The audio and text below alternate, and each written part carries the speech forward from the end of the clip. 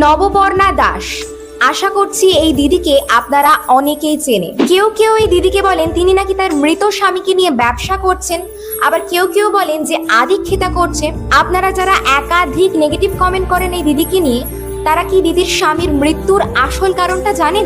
পাল্টা 2020 সৈকত ভাওয়াল নামে এক বিজেপি কর্মীকে কি নৃশংসভাবে খুন করা হয়েছিল তা জানলে আপনারও বুক কেঁপে উঠবে। ভয়াবহ খুনের তদন্ত 5 বছর পর ফের নতুন করে উঠে এসেছে। সোমনাথ গঙ্গোপাধ্যায়, সুদীপ্ত ঘোষ, সুমন সাহা সহ একাধিক নাম অভিযুক্তদের মধ্যে উঠে এসেছে, আর সেই অভিযুক্তদের নিয়ে ফের নতুন করে তদন্ত শুরু হয়েছে।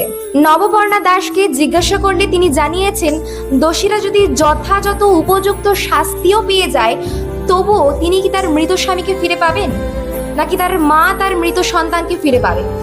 এ দুটোর কোনোটাই হবে না। আর কথাটি গভীরভাবে ভেবে দেখলে একাধারে সত্য। আমরা যদি আমাদের প্রিয়জনকে হারিয়ে ফেলি, তার বিনিময়ে তার বহুমূল্য জিনিস এনে দিলেও সেটা আমাদের কাছে অপ্রয়োজনীয় থেকে যায়। ঠিক তেমনি এই দিদি তার স্বামীকে হারিয়ে ফেলার পর দোষীরা যতই শাস্তি পেয়ে যাক না কেন, তিনি তো তার ভরা সংসারটা, তার স্মৃতির সিঁদুরটা, তার স্বামীকে ফিরে পাবেন না কখনোই। আইনের উপর আস্থা রেখে আমরা চাই সৈকত ভাওয়ালের যথাযথ বিচার হোক। এ বিষয়ে আপনার মন্তব্য কমেন্ট করে জানাতে ভুলবেন না। আর এমনই আপডেট পেতে পেজটি ফলো করে রাখবেন। ধন্যবাদ।